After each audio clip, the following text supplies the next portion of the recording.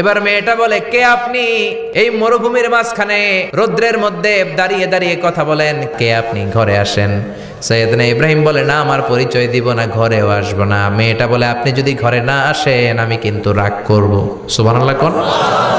জোর করে ঘরে নিলেন, শরবত খাওয়ালেন, খেজুর খাওয়ালেন, রুটি খাওয়ালেন, মাংস খাওয়ালেন। সৈয়দনা ইব্রাহিমও চোখের পানি ছেড়ে দোয়া করলেন। ও মিয়া, এটাও মাইয়া, আগেরটাও। আহা, বেশ কম আসরা নাই। সৈয়দনা ইব্রাহিম মাথায় হাত বুলিয়ে দিয়ে দোয়া করলেন আর বললেন, তোমার স্বামী যখন বন থেকে ফিরে আসবে ফাকরাই আলাইহিস সালাম, তোমার স্বামীর একটা সালাম দিবা, আর বলবা ঘরের দরজার নতুন চৌকাঠ যেন জীবনেও না পাল্টায়। সৈয়দনা ইব্রাহিম ওনার ছেলে ইসমাইলরে দেখতে গেলেন। অনেক দিন পরে দেখতে গেলেন। ওই দিন বাড়িতে সৈয়দনা ইসমাইল বাড়িতে নাই, বনে গিয়েছে শিকার করার জন্য। বাড়িতে সৈয়দনা ইসমাইলের বিবি সৈয়দনা ইব্রাহিম ঘরের দরজার বাইরে থেকে সালাম দিয়ে বললেন, আসসালামু আলাইকুম। ভেতর থেকে কর্কশ গলায় একটা মেয়ে সালামের উত্তর দিয়ে বলল, ওয়া আলাইকাস সালাম। গলার মধ্যে কোনো মায়া নাই, মহব্বত নাই। জিজ্ঞেস করলো সৈয়দনা ইব্রাহিম, মা কেমন আছো? কাইফা হালুকি ইয়া উম্মি। মেয়েটা কয়, বেশি সুবিধার না। তোমাদের খাওয়া দাওয়া কেমন চলে? ভালো না। তোমার জামাই কই? বনে গেছে। এবার মেয়েটা বলতেছে, আমনে কেডা? সৈয়দনা ইব্রাহিম বলে, আমি কে চিনবা না? ইদা জাআ যাওজুকা মিনাল গাবা, স্বামী যখন বন থেকে ফিরবে ফাকরাই আলাইহিস সালাম, তোমার স্বামীর একটা সালাম দিবা। ওয়া মুরিহি আইগাইরা আতাবাতা বাবিহি, আর বলবা ঘরের দরজার চৌকাঠটা যেন তোমার স্বামী পাল্টে দেয়। এই কথা বলে বুখারীর বর্ণনা। কিসের হাদিস? বুখারীর হাদিস। ইব্রাহিম চলে গেলেন। ইসমাইল আসার পরে বিবি বলতে আরম্ভ করছে, দুপুরবেলা একটা বুড়া আইছিল। বুড়া কে আইছিল? সৈয়দনা ইসমাইল বলে, কোন বুড়া আসছে? কি বলছে? বিবি বলে, আপনারে সালাম বলছে। ওয়ালাইকুমুস সালাম। আর কি বলেছে? আর বলছে ঘরের দরজার চৌকাঠ যেন আপনি পাল্টে ফেলেন। এই কথা বলার পরে সৈয়দনা ইসমাইল চিৎকার দিয়ে বলে, ও কি করলি তুই? নিজের কপাল পুড়লি, নিজের কপালে নিজে কুড়াল মারলি। অমিয়া, চোর বোঝে চোরের সিগনাল, পুলিশ বোঝে পুলিশের সিগনাল, নবী বোঝে নবীর সিগনাল, ঠিক কিনা? সেদিন ইব্রাহিম যা বলছে ইসমাইল আলাইহিস সালাম ধরে ফেলছে। ডেকে বললে, এটা বুড়া না, এটা তোর শ্বশুর, এইটা আমার বাবা ইব্রাহিম খলিল। আমার বাবা যা বলেছে, সিগন্যালটা তো গ্রিন সিগন্যাল না, এটা তো রেড সিগন্যাল, এটা তো বিপদ সংকেত। আমার বাবা যা বলেছে এর মানে হলো তোরে যেন আমি তালাক দেই। Get out, get out, I divorced you. তোরে তালাক দিয়ে দিলাম। বাবার খুশির জন্য তালাক দিয়ে দিস। আপনার আব্বাও যদি আপনার বউরে এমনি তালাক দিয়ে ফেলতে বলে, দিবেন নাকি? আবার দিয়া ফেলেন, দিয়েন না, মুসিবত আছে। আপনার বাবাও বাবা, সৈয়দনা ইসমাইলের বাবা, ইব্রাহিমও বাবা, ঠিক কিনা? সৈয়দনা ইব্রাহিম মন গড়া কথা বলতেন না, আকাশ থেকে ওহী আসলে বলতেন। এই জন্য আপনার বাবা যদি বলে বউরে তালাক দিয়েন না, খবরদার। বাবারেও বুঝাইবেন, বউরেও বুঝাইবেন, ঘরে সংলাপ করবেন, সমঝোতা করবেন। আমগো দুই নেত্রী সংলাপ করে না তো কি হয়েছে, আমরা সংলাপ করব, ঠিক কিনা? ঘরে ঘরে আমরা সংলাপ শুরু করব, মিলাই দিবেন, হ্যাঁ, বুঝাই দিবেন, বাবারও বুঝাবেন, বউরেও বুঝাবেন। তালাক দেওয়ার ইসলামী যে সিস্টেম, এটাকেও মেনটেন করলে পৃথিবীতে কোনো তালাকই থাকবে না। ডিভোর্স রেট একেবারে কমে যাবে। এখন ঘরে ঘরে তালাক, ঠিক কিনা?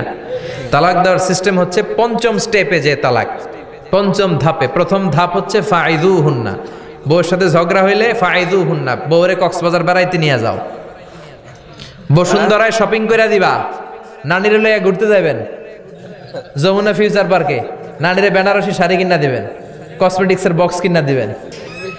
এই জন্য বললো ফাইদুহুন্না। বেপরদায় চললে ওয়াজ করবেন, নসিহত করবেন।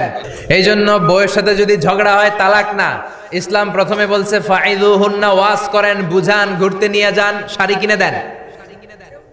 এতেও যদি লাভ না হয়, ওয়াহজুরুহুন্না ফিল মাদাজি, বিছানা আলাদা করেন। বউ থাকবে এক ঘরে, আপনি থাকবেন আরেক ঘরে। হয়তো এই বিচ্ছেদের কারণে ভুল বোঝাবুঝি ভেঙে যাবে, স্ত্রী ফিরে আসবে, ঠিক কিনা? এতেও কাজ হয় না।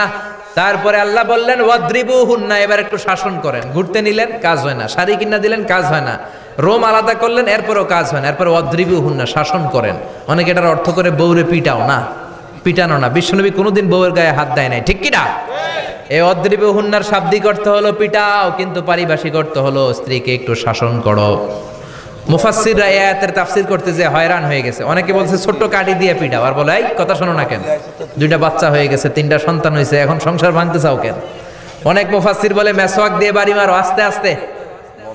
অনেক মুফাসসির কয় কোল বালিশ দিয়ে পিটাও যাতে হাত পা না ভাঙে। ঠিক কি না? ওয়াদরিবুহুন্না, শাসন করো, শাসনও যখন কাজ হয় না, তারপরে আল্লাহ বললেন ফাবাআসু হাকামাম মিন আহলিহি হাকামাম মিন আহলিহা, উভয় পক্ষের মুরব্বীরা বসবে, মিলায় দেওয়ার চেষ্টা করবে। এতও কাজ হয় না, 4টা স্টেপ শেষ, 5ম স্টেপে তালাক। তাও রাগের ছোট যে আমরা বলে দিই 3 তালাক 22 তালাক, এভাবে না। তালাক 2 ধরনের, তালাক আর সুন্নি, তালাক আল বেদঈ। একটা সুন্নতি তালাক আর একটা বেদাতি তালাক।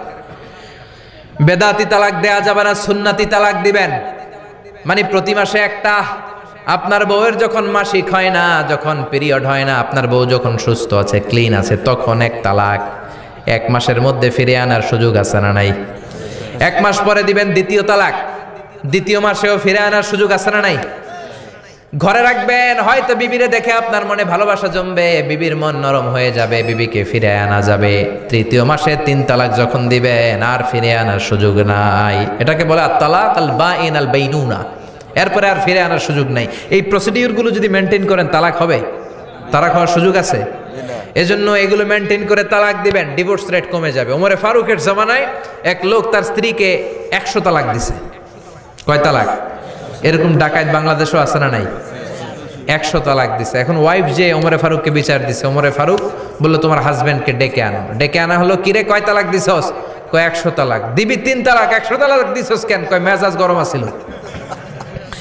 ওমরে ফারুক বলে ঠিক আছে, বিচার হলো 3 তালাকে তোর বউ তালাক, বাকি 97 তালাক এখন তোর পিঠে পড়বে। সুবহানাল্লাহ পড়েন। এরকম যদি মাইট দেওয়া যেত জায়গা মতো, সব তালাক বন্ধ হয়ে যেত। চিল্লায় বলেন ঠিক কি না? এজন্য আপনার বাবা যদি বলে ও বাবা তোর বউরে তালাক দে, তালাক দিবেন না, বুঝাবেন। বাবারেও বুঝান, বউরেও বুঝান, বরকত দিবে কে? সাইয়েদনা ইব্রাহিম বললেন ঘরের দরজার চৌকাঠ পাল্টে ফেলো। মনে আছে ঘটনা? না ভুলে গেছেন বোধহয়? তালাক দিয়ে দিলেন বিবিকে।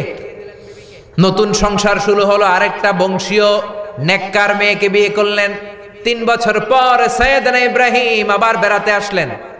আজকেও সাইয়েদনা ইসমাইল বাসায় নাই। সাইয়েদনা ইব্রাহিম সালাম দিলেন, আসসালামু আলাইক। এবার জাদুমাখা কণ্ঠে, কুকিল কণ্ঠে, মোলায়েম কণ্ঠের একটা মেয়ে ঘরের ভেতর থেকে বলে ওয়ালাইকুমুস সালাম। ওয়ালাইকুমুস সালাম। সাইয়েদনা ইব্রাহিম বললেন কাইফা হালুকি ইয়া উম্মি, মা কেমন আছো বলো বলো। মেয়েটা বলে আলহামদুলিল্লাহি আলা কুল্লি হাল, সব অবস্থায় আলহামদুলিল্লাহ। সুবহানাল্লাহ পড়েন। সংসার কেমন চলে? কয় খুব ভালো। খাওয়া দাওয়ার অবস্থা কি? কয় আরো ভালো। এবার মেয়েটা বলে কে আপনি? এই মরুভূমির মাঝখানে রৌদ্রের মধ্যে দাঁড়িয়ে দাঁড়িয়ে কথা বলেন, কেউ তো কোনোদিন আমাদের খোঁজ নিতে আসে না, কে আপনি? ঘরে আসেন। সাইয়েদনা ইব্রাহিম বলে না, আমার পরিচয় দিব না, ঘরেও আসবো না। মেয়েটা বলে আপনি যদি ঘরে না আসেন আমি কিন্তু রাগ করব। সুবহানাল্লাহ কোন।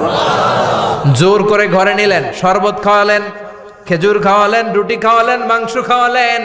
সাইয়েদনা ইব্রাহিমও চোখের পানি ছেড়ে দোয়া করলেন, ও মিয়া এটাও মাইয়া আগেরটাও। আহা, বেশ কম আছে না নাই?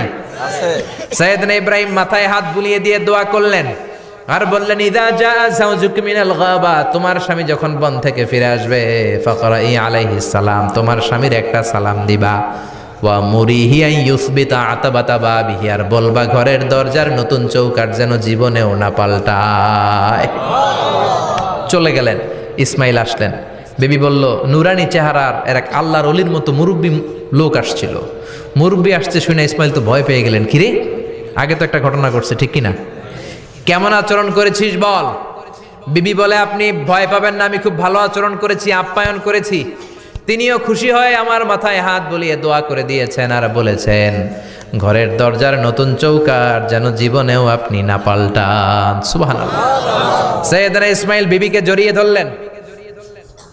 বিবিকে জড়িয়ে ধরে বললেন ও বিবি, তুই তো পরীক্ষায় গোল্ডেন এ প্লাস।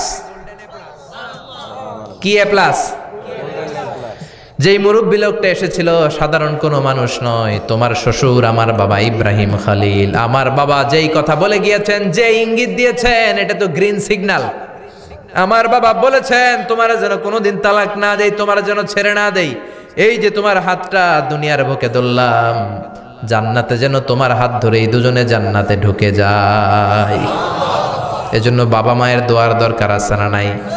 মায়ের দোয়ার চেয়ে বড় দোয়া আছে নাকি? জোরে বলেন।